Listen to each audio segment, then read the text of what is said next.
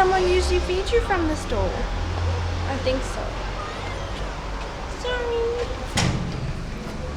Alright, today's the day that we use public transport, like proper public transport, for the very first time. We're in the town of Hammamet, and we're actually going to cross the state line or leave this province, and we're going to try to get to a town called Sousse. Kind of just waiting on the side of the road, waiting for a taxi. That took all of 15 seconds. Barakat, that's it.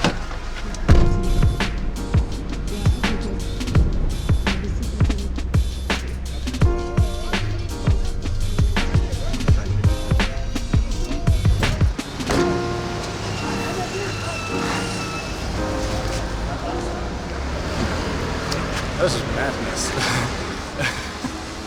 It's like organized madness. Hello. That was crazy. Okay, so we're in the Luoage now with only people, which means we're gonna have to wait a while because it works similar to the marshrutkas that we used to take in Georgia, where they just fill up and then as soon as they fill, you go. But that was a bit chaotic, a bit crazy, but we're here. We're waiting to go. I'm quite grumpy, so You want some tea? you want to get me some tea or something? Thank you. We filled up fast. It's time to go. Much less grumpy now.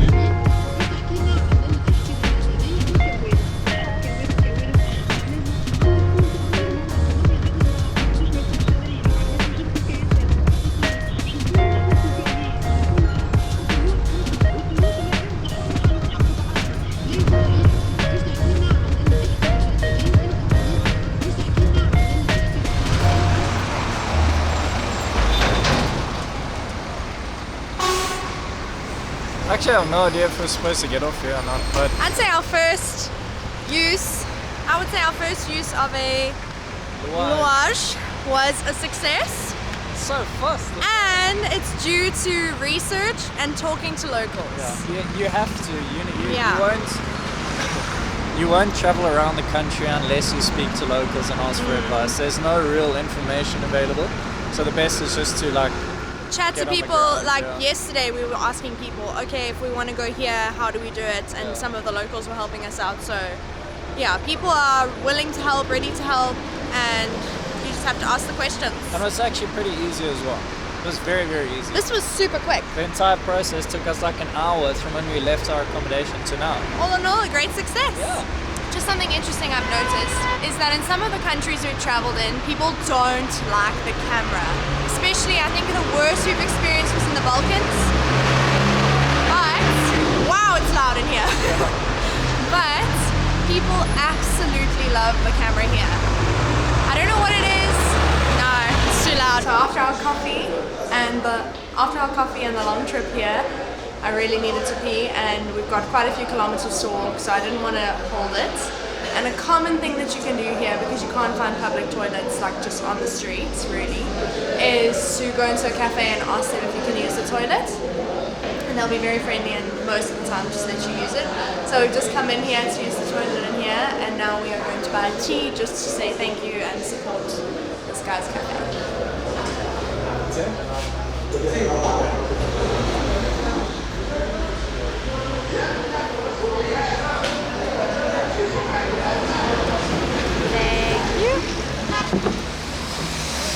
Bonjour. Salut. Bonjour! Oh, that's a good one. Sweet and strong. So each cup costs 750 millim, and you actually can't find it at every coffee shop. So when you do, snap it up. I don't know who we're trying to kid by walking and drinking our tea. What we've learned is that tea and coffee here in Tunisia is something that's meant to be enjoyed. So you sit and sip for quite a long time. So keeping in line with the tradition, we decided to take a little seat here next to the road and enjoy our drinks.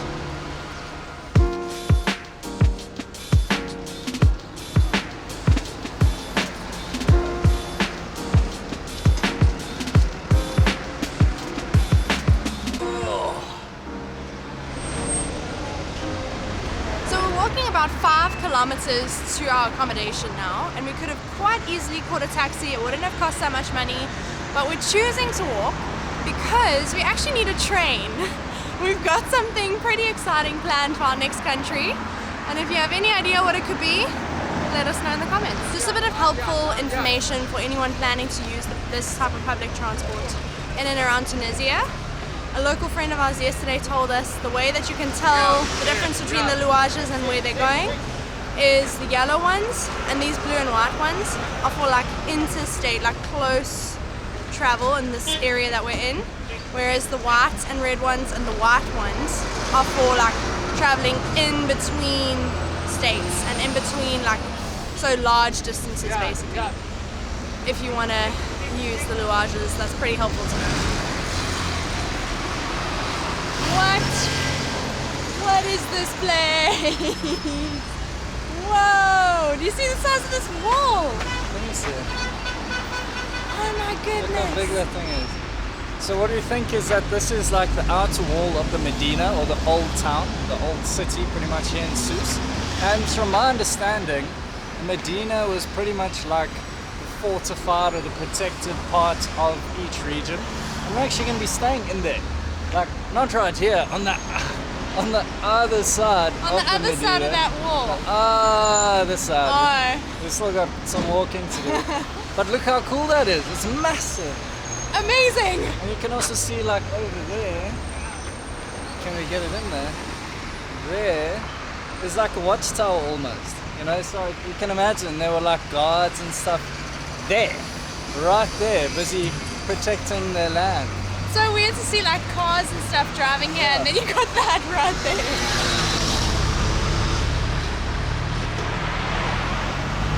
Sometimes I can't tell if they're going to stop or not.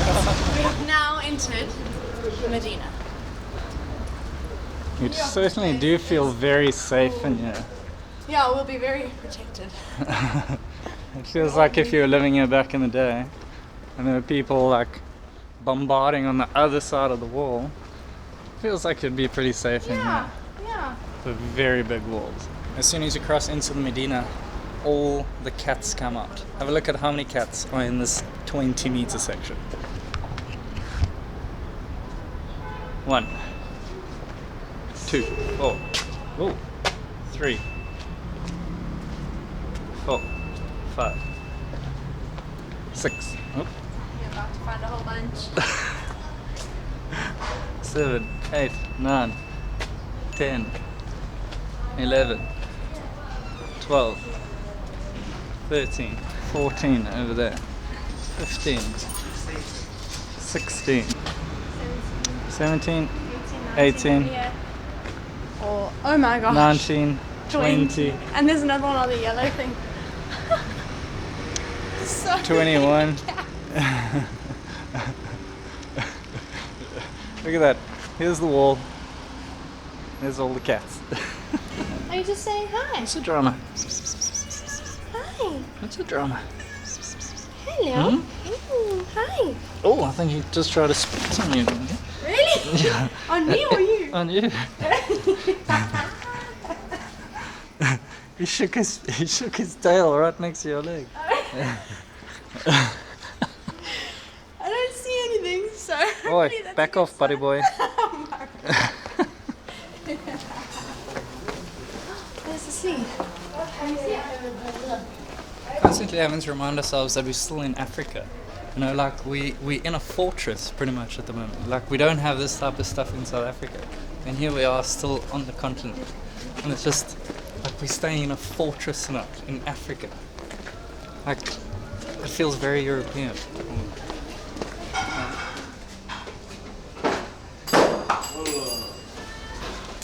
Andrew, please.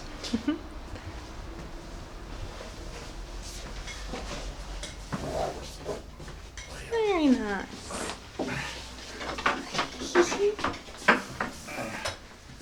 Oh. Okay, so I think the reason why it's 13 euros a night is because it's shared bathrooms. So it's kind of like a single roomed hostel almost. But let's see. The grand reveal. Beautiful. We had a bit of a lie down in our room for was like a an whole hour. hour. Yeah. We're like 5 minutes, let's just rest a bit. 1 hour later, we're out again. We're on our way to the train station to find out some information for where we're heading tomorrow. Remember, like we said earlier, it's all about doing research and asking people, because we're trying to get to a town tomorrow called Monastir.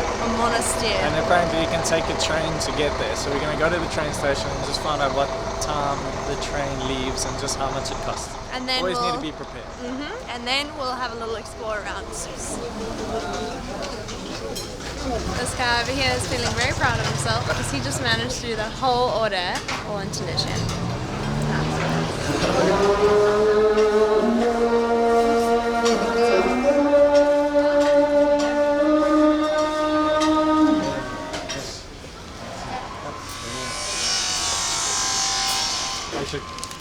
Hi, Shik. Mlewi. I'm so hungry. Hi, Shik. Hi, Shik. We got the salami and omelette. Yeah, that was nice. I think there's also some potato chips in there. Everything though has that spice. There's like a spicy undertone to everything. And I feel like because we're not used to spice, most of what I taste is the spice. But it's still really, really good. And I'm enjoying this new adventure, this spicy food adventure. But one of the things though that I'm feeling quite happy about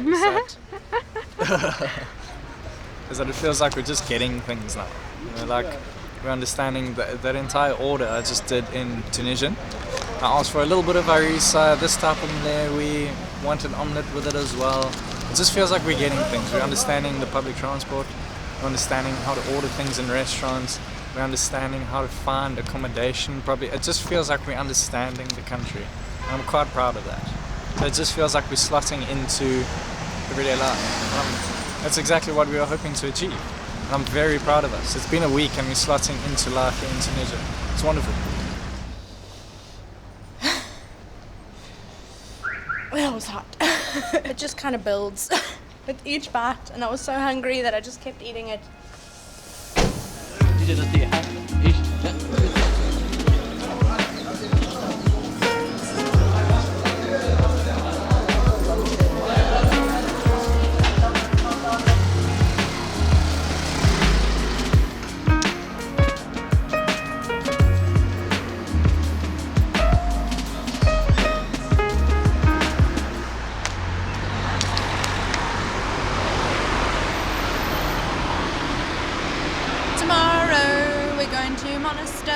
For $1 each. How crazy is that? So Marek and I have got a deal.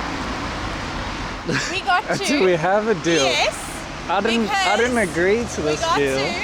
It is now 3:30. We had our first proper food at like 2:30, 3. So I'm going to be on the lookout for any nice things to eat on the way back now. Maybe some treats, maybe some nice things. And Marek's not allowed to say no to any of it. I'd like to just put it out there that I did not agree to this deal. You just agreed earlier. You didn't disagree. I don't even know what to say. You can also try what I picked. That's all for you then. I just get a little tidbit. No, I just get a little tidbit. Also, I don't know if you can hear me properly at the moment. I'm very sick. Well, I don't know if you can say very. Because if you were very, you would be in bed. I'm sick. Yesterday you hiked a mountain. Today we've been outside exploring all day. Okay, scrap whatever I'm saying. I'm being told I'm wrong today. No. My voice is very sore today. I've been sick for the past few days. So I'm struggling to talk. So hopefully you can hear me today. I'm trying my best. It sounds like I'm shouting, but it's not really. It's really muffled. I hope you guys can hear it.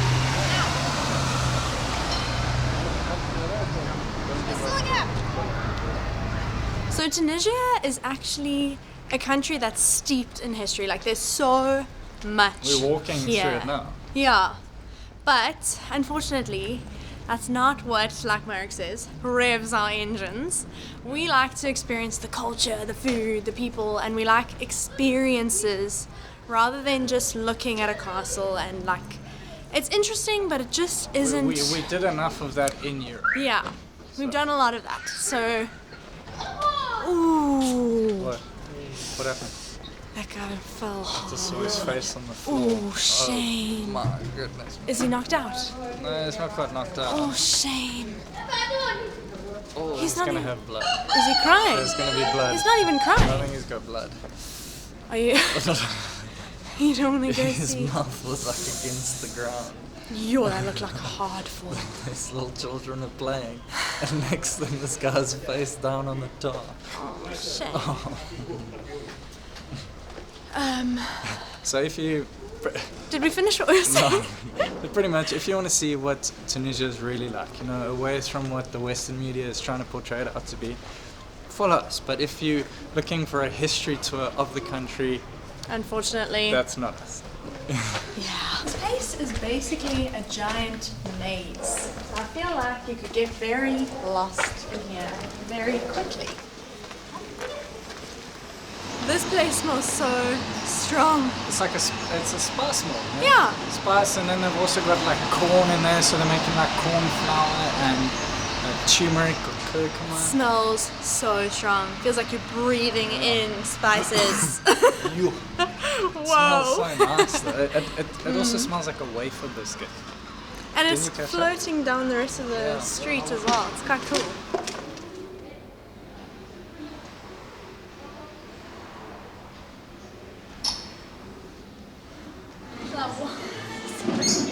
What? We have come to a cafe recommended by the guy at our hostel/hotel. Let's go.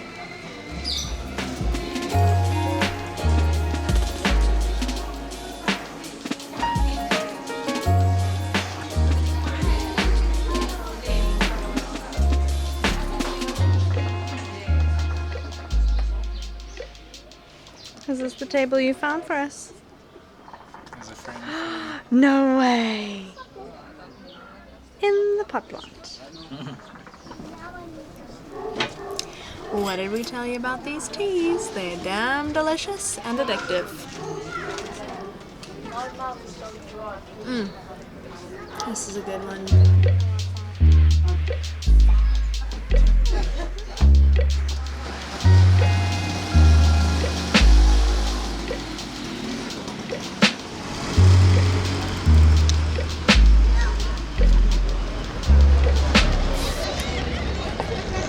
Sounds like they're singing that side. Half an hour. That's okay. Thank you. I should. Oh, so it looks like they go out on trips on these boats. On the boats itself. Yeah, look, picture. That's what he was saying, half an hour trip.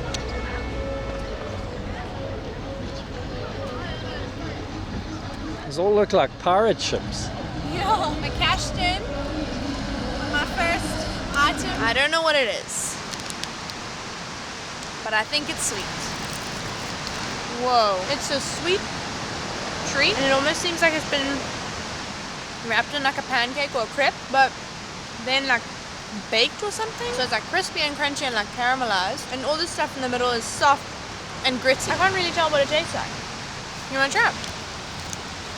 It's a whole lot harder than it looks. I don't know how I feel about it. I don't think it's my favorite thing that I've tasted so far. I can't really say that it's my favorite either.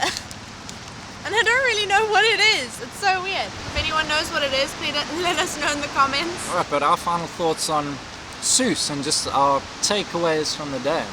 So pretty much the transport here in Tunisia is, it's actually easy to use, but you need to do your research first. We were expecting a much harder time this morning, but the entire process from when we left our accommodation to when we arrived here in Sousse was pretty much just over an hour, and it was 80 something kilometers that we had to travel.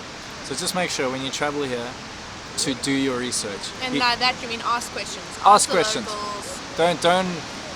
Research, don't go onto Google because there's not much information, but do ask the locals. Go to the train stations, to the bus stations, and just don't be afraid to ask, you know. There might be a language barrier, but through hand signals, maybe Google Translate, you will figure it out in the end. So you don't necessarily need to rent a car. We say that all for now. We're still towards the southern part of the country. And apparently it gets harder. It gets harder the further south you go, which is where we're going in the next couple of days. We're planning on going to the Sahara Desert for what they call the Sahara Festival. Today was not without its struggles. I've been a grumpy guts all day. Sorry, Marek. So, it's been a tough travel day, if we're being completely honest. But we're here at the beach, in a little town in Tunisia. Like, what the heck? It's so cool.